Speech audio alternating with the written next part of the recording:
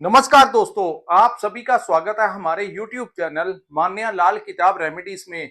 आज मैं आपके साथ बात करने जा रहा हूं मेष राशि के बारे में और आज का मुख्य टॉपिक होगा शनि ग्रह का उदय होना। जी हां, 22 अप्रैल 2026 को शनि मीन राशि में उदय हुए हैं। तो दोस्तों, इसका कैसा प्रभाव मेष राशि के जातकों के ऊपर पड़ेगा, आप लोगों के लिए ये बहुत बड़ा परिवर्तन साबित होगा। क्योंकि शनि जो है दोस्तों, वो आप लोगों के लिए दसम और 11 यानी कर्म भाव के स्वामी और आपके लाभ के भाव में स्वामी, इनका उदय होना आपके जीवन में एक बड़ा परिवर्तन जो है वो लेकर आएगा। और अभी मैं आपको बताऊं, क्योंकि आपकी राशि के ऊपर इस समय साढ़े सती का प्रथम चरण जो है वो शुरू हो चुका है। तो कैसे कैसा प्रभाव आप लोगों के लिए रहने वाला है, क्या बड़े चेंजेस लेकर ये समय आएगा। तो दोस्तों, ये जो सामने आपके मैंने कुंडली बनाई है, ये आपकी चंद्र राशि के अनुसार मेष राशि की कुंडली है।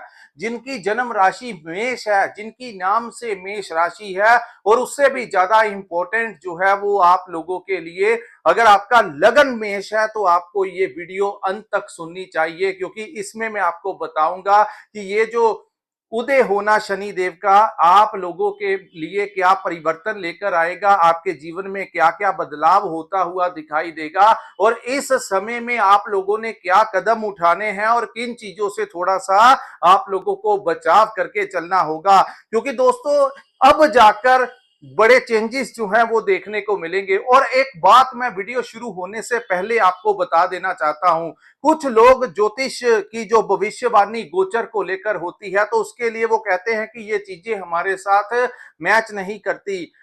उसका मुख्य कारण ये होता है, जो मैंने अपने जीवन में सीखा है दोस्तों, जिन लोगों का जन्म जो है वो दिन के समय होता है, यानी कि जब तक सूर्य की रोशनी रहती है, तो उन लोगों के जीवन में ज्यादा इंप्लीमेंट जो होता है वो लगन कुंडली का होता है। यानी कि जब आपका जन्म हुआ था, तो आपकी कुंडली का जो फर्स्ट हाउस था, यानी आपका लगन जो है वो किस कौन सी राशि का है।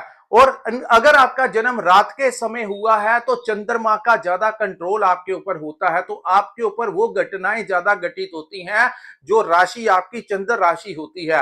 तो अगर आपका मेष लगन है जन्म के अनुसार, तो आपके लिए ये वीडियो भी बड़ी इंप्लीमेंट करेगी। और चंद्र राशि जो कि हमारी भावनाओं के साथ जुड़ी होती है, हमारे इमोशंस के साथ जुड़ी होती है, उन लोगों को भी ये वीडियो देखना चाहिए। तो आइए समझते हैं दोस्तों, क्या, क्योंकि शनि देव का अपना एक ओरा है।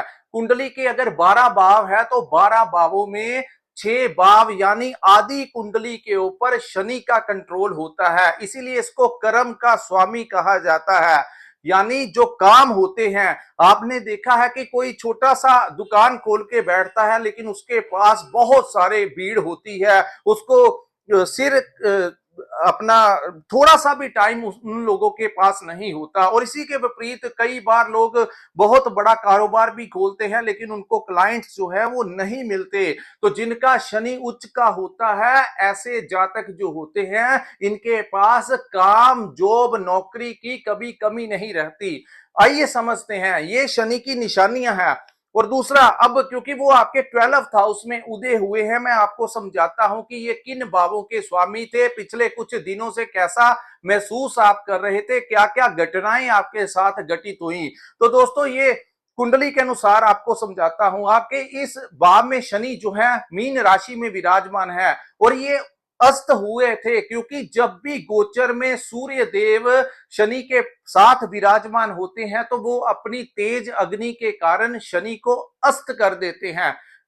लेकिन जब क्योंकि सूर्य अब मेष में चले गए हैं, यानी मीन राशि को छोड़ दिया है, तो अब जाकर शनि धीरे धीरे जो है वो उदय की तरफ, यानी दोबारा से अपना बल जो है वो पकड़ने लगे हैं। तो अब क्या होगा, तो क्या हो रहा था दोस्तों, आपने देखा पिछले कुछ महीने से, महीने डेढ़ महीने से आप अपने काम काज को लेकर कुछ आलस आपके मन में आ गया था। कुछ क्लाइंट्स ऊपर नीचे, यानी कि जो होना चाहिए था व्यापार में, वैसा परफॉर्मेंस आपका नहीं हो पा रहा था, बिजनेस में कहीं पर आपका पैसा फंस गया, या क्लाइंट्स आपके पास आते थे लेकिन डील फाइनल नहीं होती थी, कुछ ऐसी स्थितियां जो थी कुछ लोगों के जीवन में बनी हुई थी।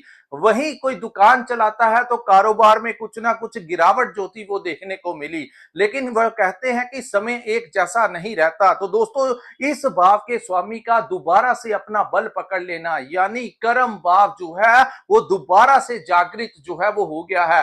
अब जाकर जो रुकावटें पड़ रही थी आपके व्यापार में वो ठीक होती हुई दिखाई देंगी, कस्टमर दोबारा से आने लगेंगे और दोबारा से आपकी दुकानदारी चलेगी। अगर आप कोई कॉन्ट्रैक्टर हैं तो आपको कोई नया प्रोजेक्ट, कोई नया टेंडर इस समय प्राप्त होगा। जो डील्स आपकी अड़ी हुई थी इस समय आप लोगों की वो पास हो जाएंगी, यानी डील्स फाइनल हो जाएंगी और आपको उसका पेमेंट जो है वो मिल सकता है। दूसरा, बात करेंगे नौकरी पेशा वालों की, तो नौकरी में भी आप लोगों ने देखा कहीं ना कहीं अपने बॉस या कोलीग्स के साथ कुछ ना कुछ अनबन जो थी या हो गई थी, या फिर वहां पर आपका आलस जो था, काम काज के प्रति आपने देखा आलस सा हो गया था, आपका मन नहीं कर रहा था, जॉब के ऊपर आपका दिल नहीं लग रहा था, कुछ लोगों के विचार आया कि इसको छोड़ के कुछ और कर लूं। तो ये जो भावनाएं आपके साथ हो रही थी उसमें एक बड़ा बदलाव आएगा, यानी दोबारा से आपके जो आलस है वो दूर होगा और काम काज में आपका मन जो है वो लगने लगेगा। तो जॉब में आपकी नौकरी में बॉस या कोलीग्स को लेकर या किसी वजह से डिपार्टमेंट का जो प्रेशर आपके ऊपर पड़ा था उसमें एक बड़ी राहत आप लोगों को मिलेगी, फिर से सारी चीजें जो है वो सामान्य होती हुई यहां पर दिखाई देंगी। वहीं दोस्तों, अगर आपकी लंबे समय से कोई प्रमोशन रुकी थी या सैलरी नहीं बढ़ रही थी तो इस समय आप लोगों की सैलरी जो है वो बढ़ती हुई नजर आएगी। दूसरा, लाभ का भाव यानी इच्छाओं का भाव, आपने देखा आप लोगों का जो लाभ आपको मिल रहा था उसमें कहीं ना कहीं कमी आपको देखने को मिली। दोबारा से ये भाव जो है वो एक्टिवेट हो गया है, यानी सोर्स ऑफ इनकम में वृद्धि होगी। ये वीडियो ध्यान से सुनिएगा, क्योंकि जो पहलू मैं आपको अब बता रहा हूं, कुछ चीजें समझाने के बाद मैं आपको बताऊंगा कि क्या क्या रास्ते खुल रहे हैं और किन चीजों को आपने बिल्कुल भी नहीं करना है, ये भी आपको सुनना होगा। क्योंकि ज्योतिष का काम होता है कि आपको आपका आईना दिखाना, यानी यहां पर काम काज जो है वो चलेंगे, काम काज नहीं रुकेंगे, रुके हुए काम भी आपके इस समय बनेंगे। लंबे समय से चली आ रही कोई इच्छा आप लोगों की पूरी होगी, सोर्स ऑफ इनकम में वृद्धि हो सकती है, किसी बड़े लोगों के साथ आपका मेल मिलाप हो सकता है, कोई बड़े पॉलिटिशियन के साथ या बड़े अधिकारियों के संपर्क में आप लोग आ सकते हैं, कहीं पर आपका मान सम्मान जो है इस समय बढ़ सकता है। अब मैं आपको बताऊंगा कि शनि जो है वो किस भाव में है और वहां से उनकी दृष्टियां जहां पर पड़ रही हैं उन चीजों से आपको कैसे करना है। तो दोस्तों, यहां पर एक और बात मैं आपको बता देना चाहता हूं, जिनकी जन्म कुंडली में केतु जो है वो पहले से 6 भाव में विराजमान होते हैं, वो लोग जो होते हैं उनको साढ़े सती में बड़ा सक्सेस जो है वो प्राप्त होता है। और वहीं जिन लोगों की कुंडली में लग्नेश, और दूसरी बात लगन भाव जो है, लग्नेश जो है अगर वो मजबूत अवस्था में है उनको बड़ा फायदा इस दौरान देखने को मिलता है। लेकिन अगर आपका लग्नेश कमजोर है, 6, 8, 12 में है, तो साढ़े सती में कुछ परेशानियों का सामना जो है उन लोगों को करना पड़ता है। इसीलिए मेष राशि के बड़े जातक हैं, आपने देखा 2014 में वृश्चिक राशि के ऊपर साढ़े सती थी, लेकिन उसी दौरान प्रधानमंत्री मोदी जो है उनको प्रधानमंत्री का जो डेजिग्नेशन मिला वो साढ़े सती के दौरान ही मिला। तो हर एक के लिए ग्रह जो होते हैं वो एक जैसे नहीं रहते। लेकिन क्या अब नहीं करना है, इनका आपको ध्यान करना है। दोस्तों, आपके खर्च जो हैं वो दोबारा से बढ़ सकते हैं, खर्चों के ऊपर आपको कंट्रोल करना होगा। अगर आप अपने जीवन साथी के अकाउंट में ज्यादा पैसे रखें तो आपके लिए बेहतर होगा, नहीं तो सेविंग के ऊपर डाका जो है वो पड़ सकता है, यानी इररेलीवेंट चीजों के ऊपर आपका खर्च हो सकता है। और 12th हाउस जहां पर शनि उदय हुए हैं, ये भाव जो है वो गुरु बृहस्पति का भाव है, तो यहां पर सबसे बड़ा उपाय भी मैं आपको बताऊंगा।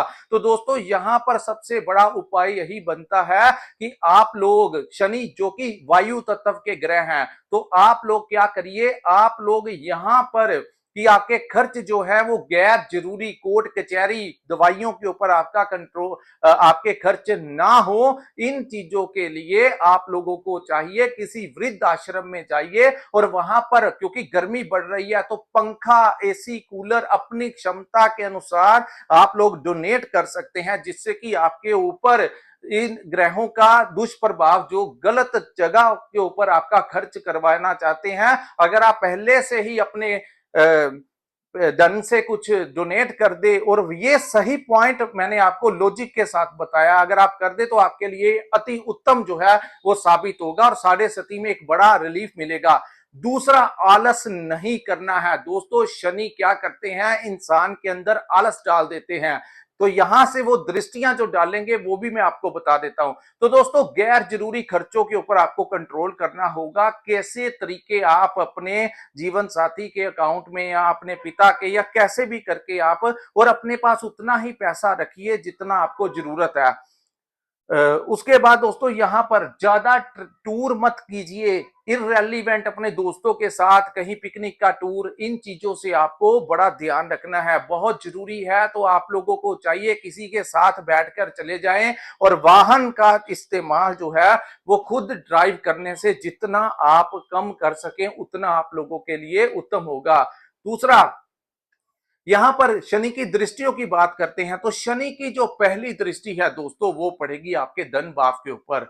धन भाव, दूसरा ये आपके कुटुंब का भाव, और तीसरा ये आपकी वाणी का भाव। तो यहां पर जैसा कि मैंने कहा, पैसे कमाने में, धन कमाने में आपको आलस नहीं करना है। आपने अपना काम जो है वो करना ही करना है। चाहे आप लोगों को टाइमली उठना चाहिए, आप अपने ऊपर किसी भी प्रकार का आलस मत लेके आना, यानी कि आप लेट उठना शुरू कर दे, रात को ना सोएं, वो आपके लिए उत्तम नहीं होगा। यहां पर टाइमली अपने कामों को निपटाना शुरू कीजिए। साढ़े सती कब लगेगी, कब निकल जाएगी, आपको पता नहीं लगेगा। तो सबसे बड़ा पॉइंट, आलस में नहीं आना, अपने कामों को टालने की आदत आपको छोड़नी होगी।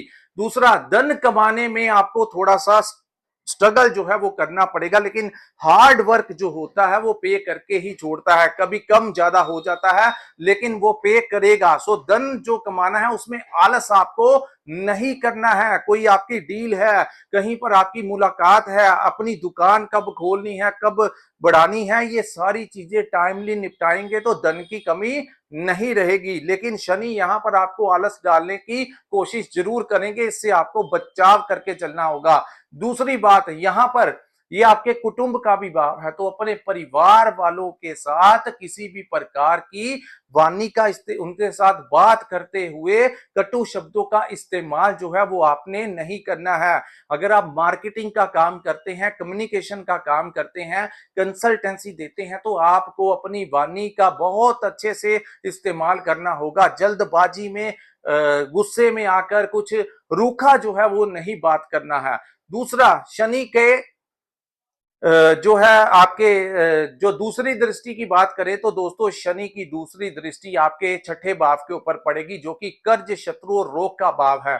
तो अपने, अगर आप कोई बड़ा आपने कोई बड़ा कर्ज जो है इस समय नहीं लेना है। अगर आप कोई काम करते हैं, वहां पर जैसे आप लिमिट बनाते हैं, कम कभी बना लिया, कभी ज्यादा बना लिया, मैं उस कर्ज का बात नहीं कर रहा, क्योंकि वो रूटीन का काम है आपका। लेकिन कोई बहुत बड़ा लोन लेकर काम शुरू करना आपके लिए फेवरेबल नहीं होगा। तो कर्जों को मिनिमाइज कीजिए, बढ़ाइए मत। ये सबसे पहली एडवाइस आप लोगों के लिए होगी, क्योंकि प्रथम चरण है तो ये चीजें बाद में बढ़ सकती हैं, इसका आपको ध्यान देना होगा। दोस्तों, आने वाले समय के बारे में एक टाइम टेबल आपको बना के चलना होगा और बड़े डिसिप्लिन के साथ आपको रहना होगा, तभी जाकर। और कर्ज लेना बड़ा आसान होता है लेकिन उसको देना बहुत मुश्किल हो जाता है। तो खास करके अगर आपकी कुंडली का छठा भाव, उसमें कोई शुभ ग्रह बैठा है, चंद्रमा है, गुरु है, तो आपको तो बिल्कुल भी कर्ज नहीं लेना चाहिए। लेकिन अगर छठे भाव में शनि, राहु जैसे, मंगल और सूर्य जैसे ग्रहों का विराजमान है, तो फिर वो अपना टाइमली आपको कर्ज दिला तो देते हैं लेकिन वो निपटा भी देते हैं। तो ये आपकी जन्म कुंडली के ऊपर भी डिपेंड करता है। दूसरी बात दोस्तों, इस समय आप लोगों को अपने काम से काम रखना है, शत्रुओं से ज्यादा उलझना नहीं है, किसी के फटे में टांग नहीं अड़ानी है। तो ध्यान रखिए, यहां पर आपको ऐसा महसूस ये टाइम करवा सकता है कि आप जो बिजनेस कर रहे हैं उसमें कंपटीशन बहुत बढ़ गया है, इतनी बचत नहीं हो रही, मेरे को शायद अपना काम बदल लेना चाहिए। ऐसी बुद्धि जो है कई बार इंसान की हो जाती है, लेकिन ये चीजें जो हैं आपको प्रॉब्लम करेगी। कुछ बड़ा बदलाव नहीं करना है, जैसा चल रहा था वैसे चलिए, लेकिन थोड़ा सा बर्डन जरूर होगा। लेकिन ऐसा नहीं कि एक दुकान ही मैं बंद करके कोई दूसरा काम कर लूं जिसका मेरे को समझ नहीं है, या आप अपनी नौकरी छोड़ दूं और कोई दूसरी नौकरी ज्वाइन कर लूं क्योंकि यहां से मेरे को सेटिस्फेक्शन नहीं मिल रहा। तो इन चीजों का ध्यान रखना है, बड़े चेंजेस जो हैं वो नहीं लेके आने हैं, खास करके जिसमें आपको कर्ज लेना पड़े वो काम नहीं करने हैं। तीसरा, यहां पर आपके बिजनेस राइवल्स, आपके जो कॉम्पिटिटर्स हैं वो आपको नुकसान पहुंचाने की कोशिश कर सकते हैं, आपसे जेलसी रखने की कोशिश कर सकते हैं, उनसे उलझ